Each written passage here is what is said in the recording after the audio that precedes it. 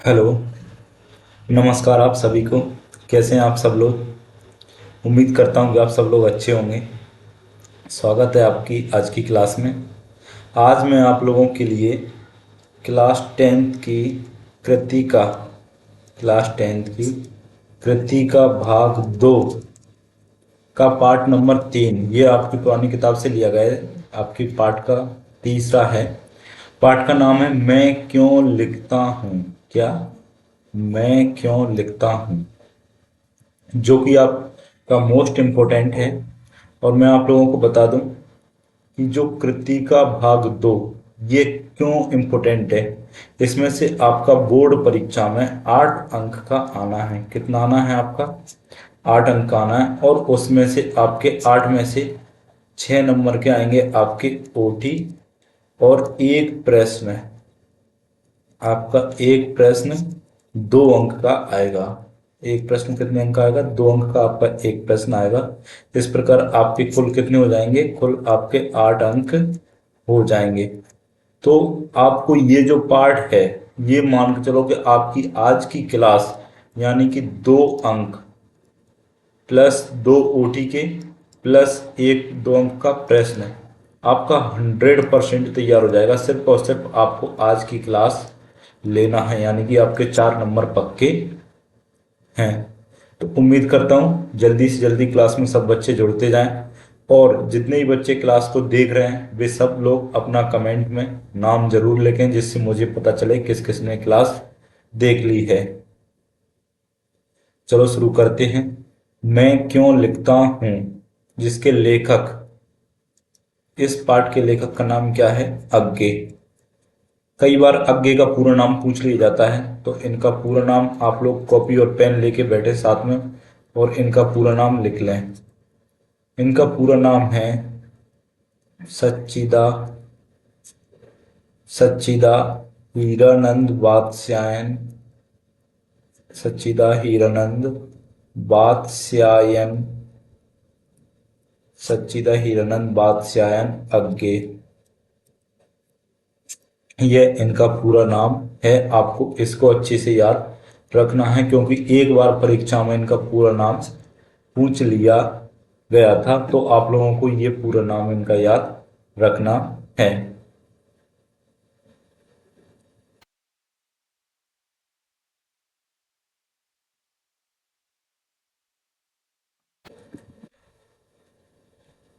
चलो पाठ शुरू करते हैं। एक शब्द, एक चीज और, जो अज्ञे शब्द है, आपका अज्ञे शब्द है, उसका अर्थ, जो आपका अज्ञे शब्द है, अज्ञे शब्द का अर्थ,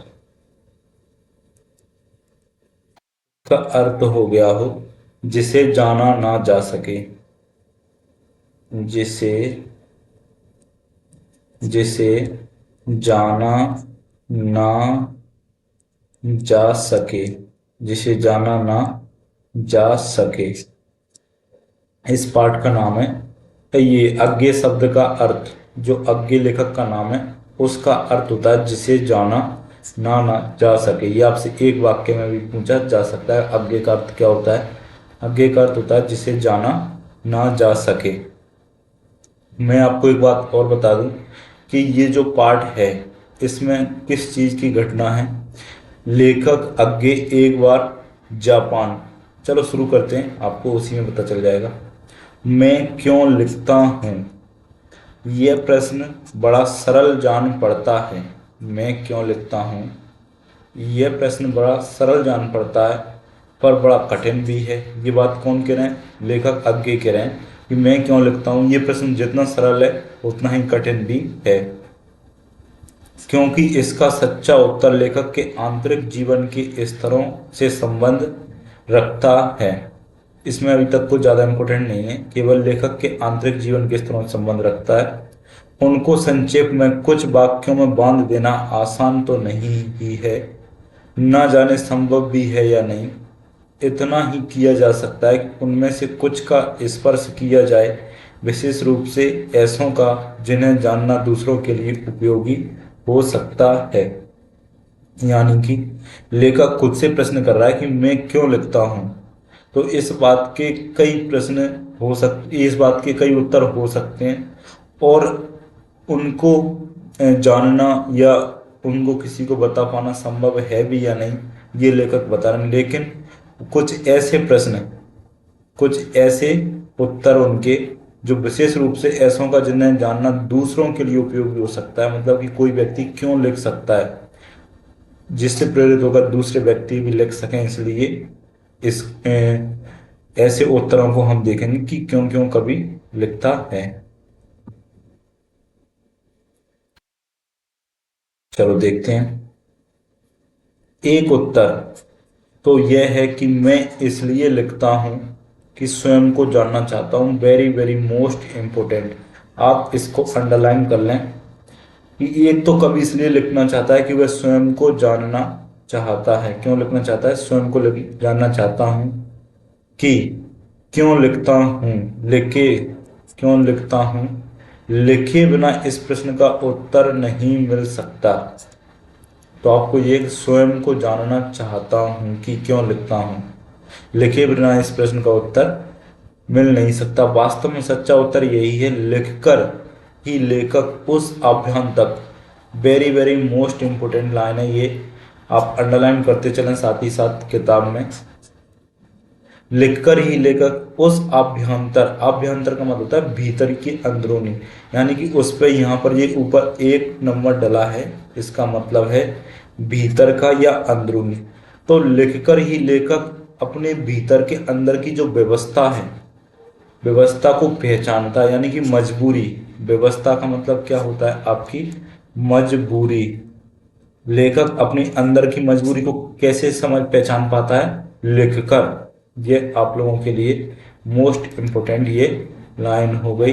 लिखकर ही लेखक उस भीतरी व्यवस्था या भीतर की जो मजबूरी है उसको पहचान पाता है, जिसके कारण उसने लिखा, और लिखकर ही वह उससे मुक्त हो जाता है। यानी कि अपनी व्यवस्था को वो लिखता है, अपनी मजबूरी को, और लिखकर ही वह उससे मुक्त हो जाता है।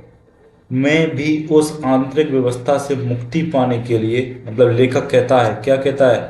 कि मैं भी उस आंतरिक व्यवस्था से मुक्ति पाने के लिए तटस्थ होकर उसे देखने और पहचान लेने के लिए लिखता हूं। एक उत्तर तो यह हो गया, यानी कि वो खुद स्वयं को जानना चाहता है, या उसके अंदर की जो भीतर की मजबूरी है, उस मजबूरी के कारण वह लिखता है, और उसको लिखकर अपनी मजबूरी को दूर करता है। आगे देखते हैं।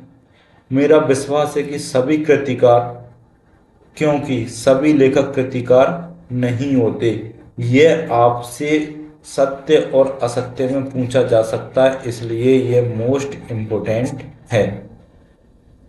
क्योंकि सभी लेखक कृतिकार नहीं होते, यानी कि हर कोई लिखने वाला लेखक नहीं बन सकता, उसमें कुछ बात होना चाहिए ना, उनका सब लेखन कृति होता है, इसलिए कृतिकार इसलिए लिखते हैं। यह ठीक है कि कुछ ख्याति मिल जाने के बाद कुछ बाहर की व्यवस्था से भी लिखा जाता है। देखो, एक तो लेखक इसलिए लिखता है कि खुद के अंदर की आवाज आए। दूसरा है, जब कोई लेखक, देखो ये लाइन लिखी है, ठीक है, कुछ ख्याति मिल जाने के बाद, यानी कि जब कोई सा लेखक बहुत ज़्यादा फेमस हो जाता है या उसकी प्रसिद्धि ज़्यादा बढ़ जाती है, तो कुछ बाहर की व्यवस्था, यानी कि बाहर की मजबूरियाँ, जैसे देखो किसी किताब या अखबार के संपादक उनसे आग्रह करें, प्रकाशक उनसे आग्रह करें, या आर्थिक आवश्यकता, यानी कि उसको पैसों की आवश्यकता है और वो पैसे के कारण अपनी किताब छापना चाहे तो भी उसको लिखना पड़ सकता है। तो ये भारी क्या है? व्यवस्था। पर एक तो कृतिकार हमेशा अपने सम्मुख ईमानदारी से यह भेद बनाए रखता है कि कौन सी कृति भीतरी प्रेरणा का फल है, कौन सा लेखन भारी दबाव का। दूसरी यह भी होता है कि बाहर का दबाव वास्तव में दबाव नहीं रहता, मानो मानो मानो भीतरी उन्मेष, उन्मेष का मतलब होता है प्रकाश, उजाला, दीप्ति, उन्मेष का निमित्ती बन जाता है, मतलब कि कारण बन जाता है। तो आदमी दो तरीके से लिखता है, वो कौन कौन से दो तरीके हैं मैं आप लोगों को समझा देता हूं। देखो, कारण एक, मैं क्यों लिखता हूं, मैं क्यों लिखता हूं, मैं क्यों लिखता हूँ, इसके दो कारण हैं। पहला, मैं क्यों लिख, एक तो भीतरी व्यवस्था। कौन सी? भीतरी व्यवस्था। व्यवस्था को मजबूरी भी कहते हैं। क्या कहते हैं? मजबूरी। एक तो उसके अंदर की मजबूरी, और दूसरी क्या है? बाहरी व्यवस्था। कौन सी? बाहरी व्यवस्था। बाहरी व्यवस्था जिसमें वो किसी दूसरे व्यक्ति के कहने पर लिखता है। तो जो पहला पेज था, इसमें उम्मीद करता हूँ आप लोगों को समझ में आ गया होगा। दो ये कारण हैं। चलो आगे चलते हैं पार्ट पर।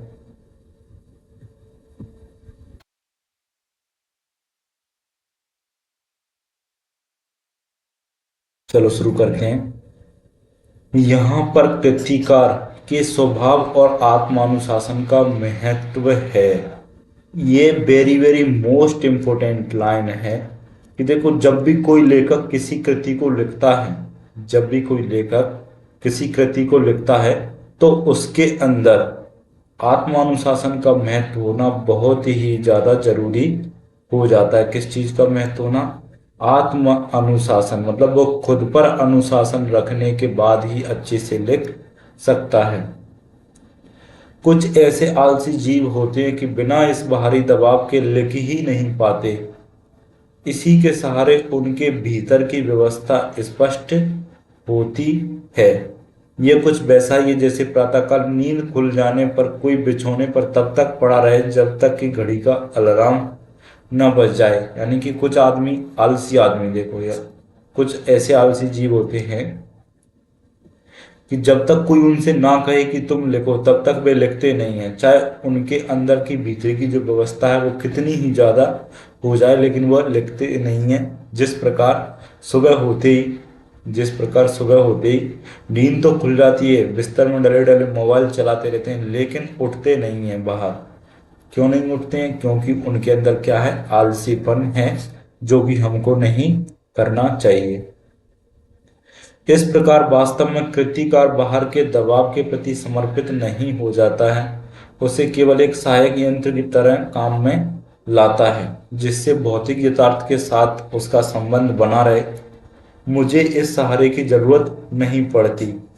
मुझे इस सहारे की जरूरत नहीं पड़ती, यानी कि लेखक अब ये कहते हैं कि मुझे किसी बाहर के आदमी के कहने की जरूरत नहीं पड़ती। मैं अपने आप अपनी अंदर की व्यवस्था से लिखता हूँ।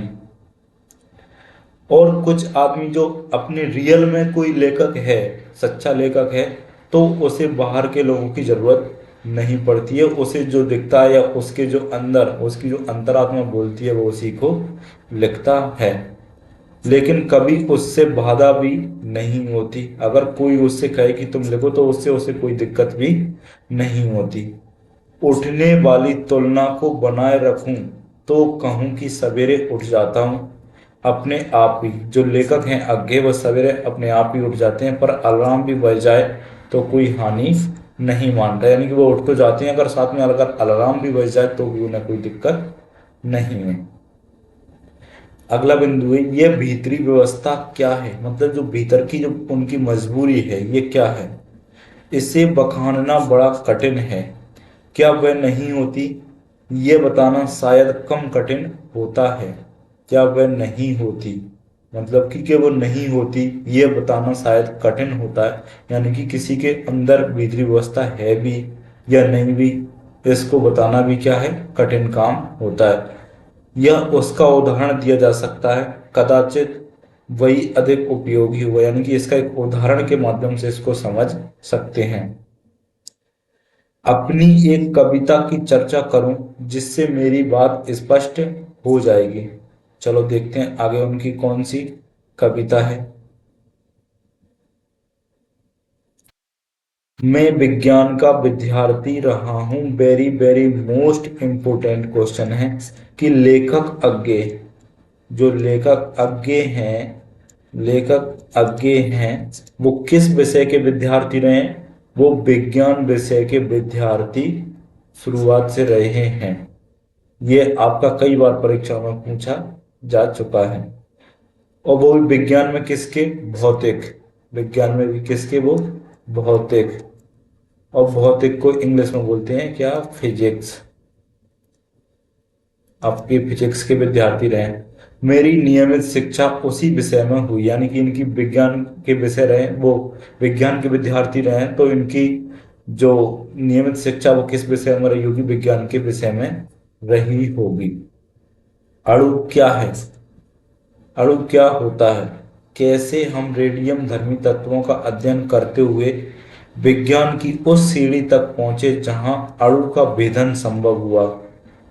रेडियो धर्मिता के क्या प्रभाव होते हैं? इन सब का पुस्तकीय या सैद्धांतिक ज्ञान तो मुझे था, यानी कि जो रेडियो धर्मिता है इसके क्या क्या प्रभाव हैं, इसके कौन कौन से नुकसान हैं, इसके साइड इफेक्ट हैं, इन सब चीजों का पुस्तकीय या सैद्धांतिक ज्ञान किसको था? लेखक को था।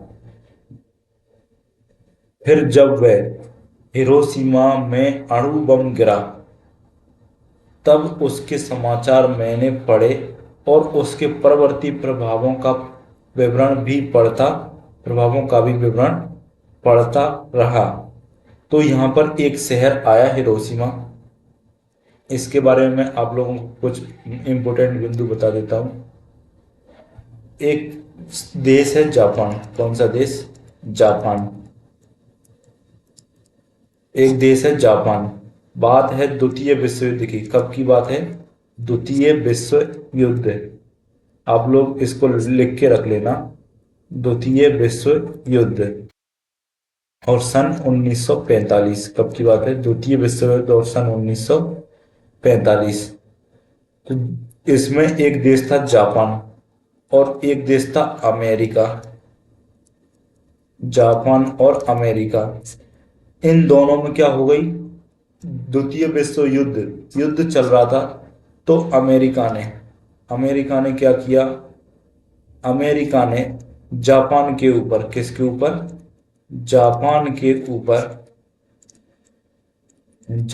ऊपर फेंक दिया अणु बम। कौन सा बम? अणु बम। और जापान के कौन से शहर पर फेंका था? सबसे पहला फेंका था नागासाकी। इस पर फेंका था नागासाकी।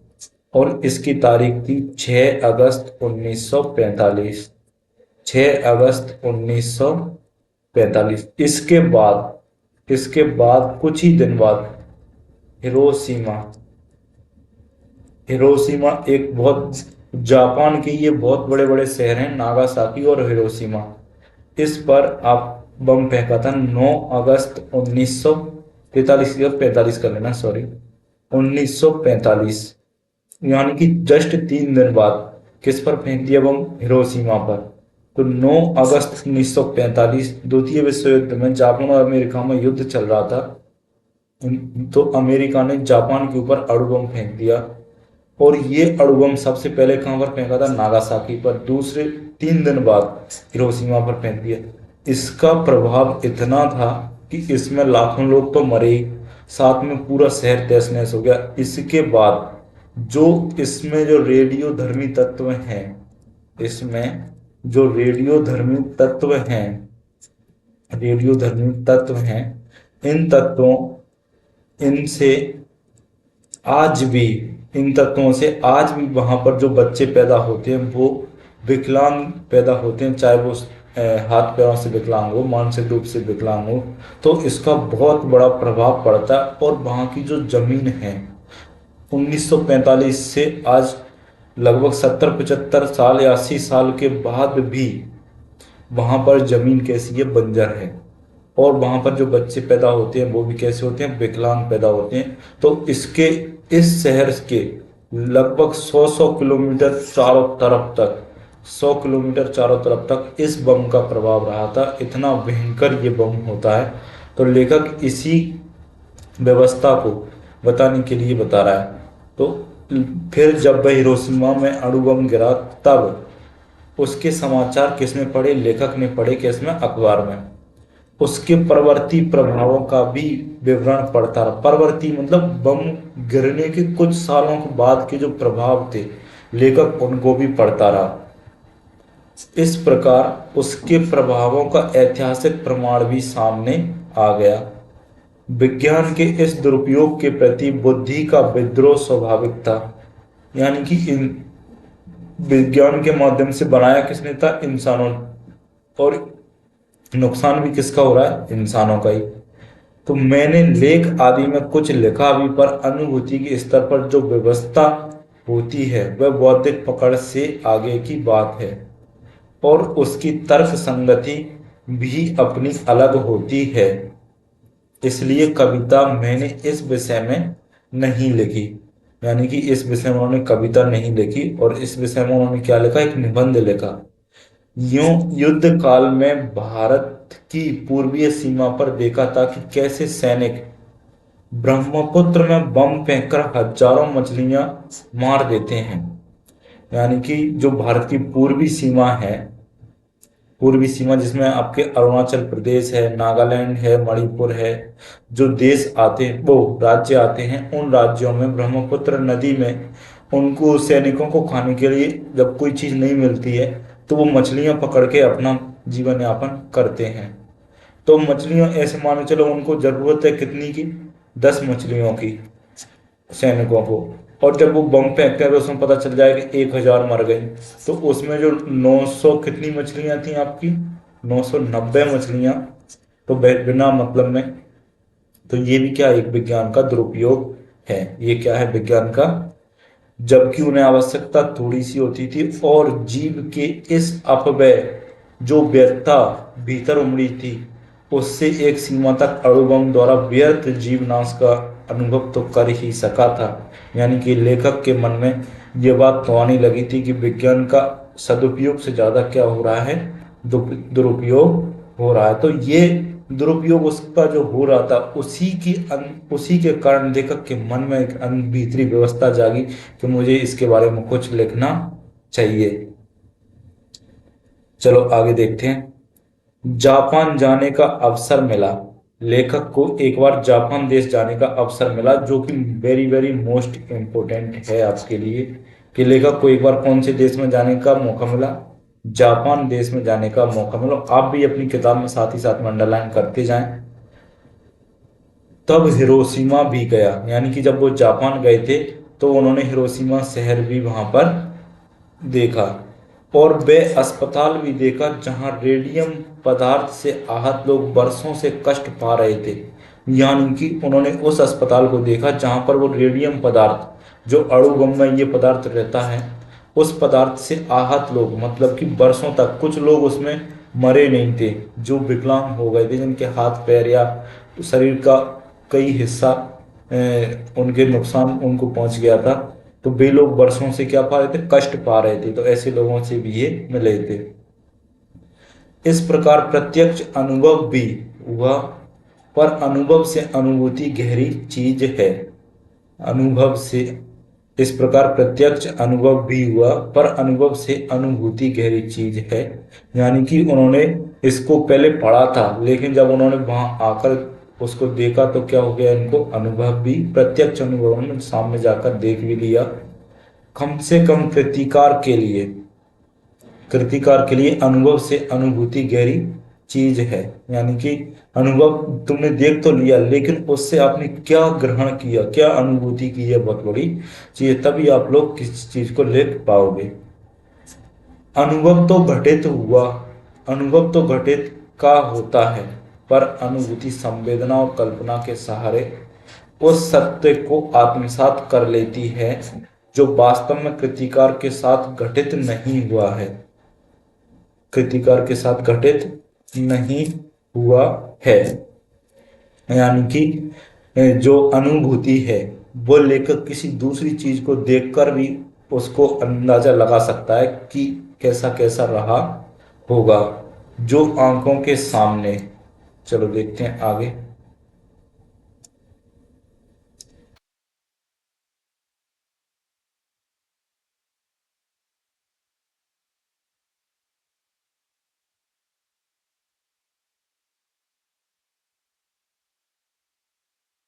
देखो अब देखते हैं, जो आंखों के सामने नहीं आया, जो घटित के अनुभव में नहीं आया, वही आत्मा के सामने ज्वलंत प्रकाश में आ जाता है। किस चीज से? अनुभूति से। किससे आता है?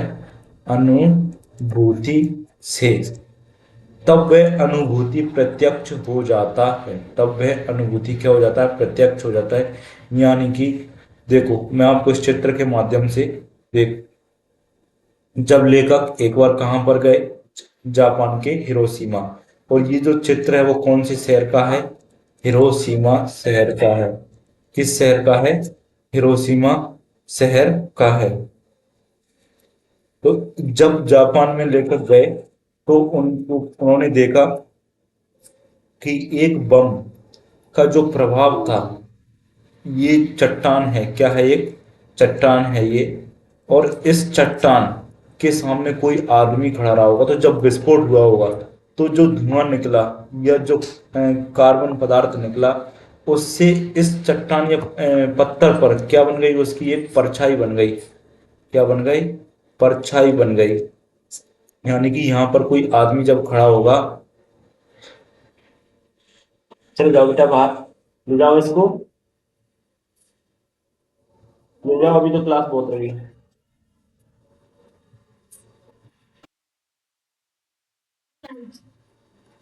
नहीं चल रहा। तो इस चट्टान पर क्या बन गई? एक परछाई बन गई। तो जब लेखक ने इस परछाई को देखा तो उसको ऐसा अनुमान हुआ कि किस तरह से कोई एक आदमी यहाँ पर खड़ा होगा, विस्फोट जब हुआ होगा तो वो उड़ के इसमें लगा होगा पत्थर में, और जो चारों तरफ क्या है, काला काला हो गया, और उसकी जगह क्या बच गई? इसमें सांप बच गई। तो इस चीज से वो अंदाजा लगा सकते हैं। यानी कि उन्होंने, भले ही उनके सामने ये घटना नहीं हुई, लेकिन इससे उनको ऐसा लगा कि मैंने प्रत्यक्ष अनुभव कर लिया है। आगे देखते हैं। तो हिरोशिमा में सब देखकर भी तत्काल कुछ नहीं लिखा, क्योंकि इसी अनुभूति प्रत्यक्ष की कसर थी।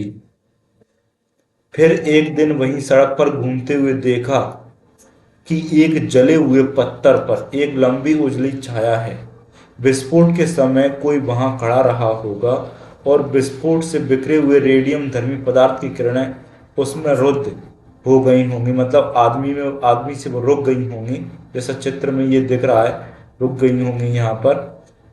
जो आसपास से आगे बढ़ गई, उन्होंने पत्थर को झुलसा दिया। जो उस व्यक्ति पर अटकी, उन्होंने उसे भाप बनाकर उड़ा दिया होगा। इस प्रकार समूची ट्रेजेडी जैसे पत्थर पर लिखी गई हो, जो कि देखो आपको इसमें साफ साफ दिखाई दे रहा है।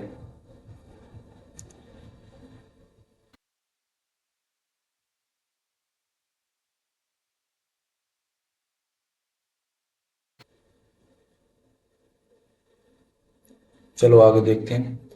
उस छाया को देखकर जैसे एक थप्पड़ सा लगा। जब लेखक ने उस छाया को देखा, अज्ञे ने, तो उसको एक क्या सा लगा? थप्पड़ सा लगा।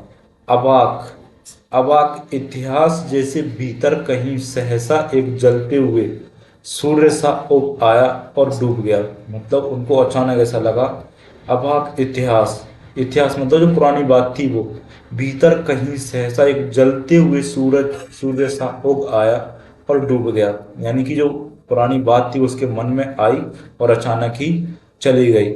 मैं कहूँ उस क्षण में अणु विस्फोट मेरे अनुभूति प्रत्यक्ष में आ गया। यानी कि वो उसको ऐसा लगा कि मेरे सामने ये घटना हुई हो। एक अर्थ में मैं स्वयं हिरोशिमा के विस्फोट का भोक्ता बन गया। क्या बन गया? विस्फोट के भोक्ता, विस्फोट का भोक्ता बन गया। यानी कि उसको ऐसा लगा इस चीज को देखकर कि वह स्वयं ही इसके सामने खड़ा था और ये मेरी छाया इसमें बन गई। इसी में से वह व्यवस्था जागी, कौन सी? भीतरी व्यवस्था। इसी चीज से क्या जागी लेखक के मन में? भीतरी व्यवस्था जागी। भीतर की आकुलता बुद्धि के क्षेत्र से बढ़कर संवेदना के क्षेत्र में आ गई। फिर धीरे धीरे मैं उससे अपने को अलग कर सका, और अचानक एक दिन मैंने हिरोशिमा पर कविता लिखी। और अचानक मैंने एक दिन हिरोशिमा जो शहर है इस पर कविता लिखी। मैं आपको आगे इसमें बताऊंगा।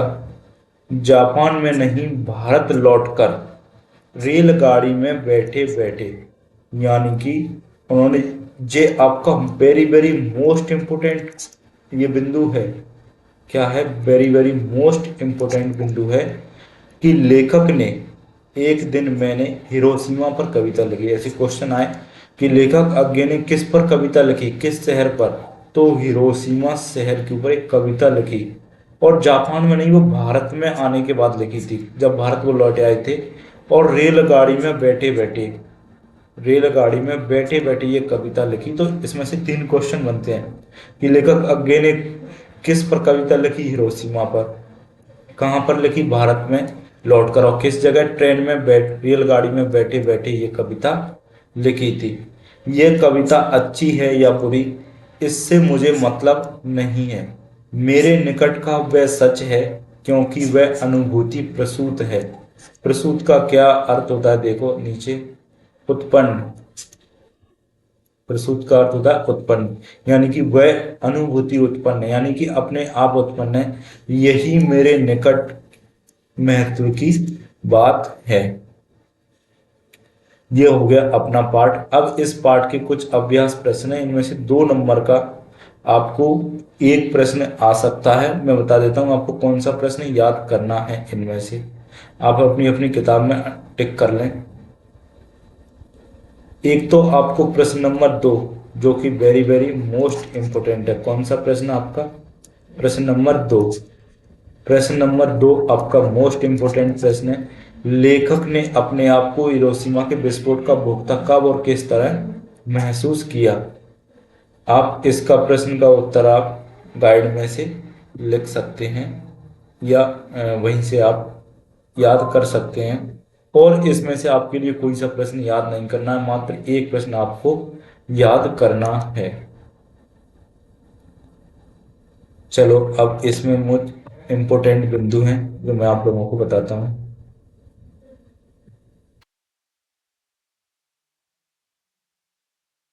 देखो,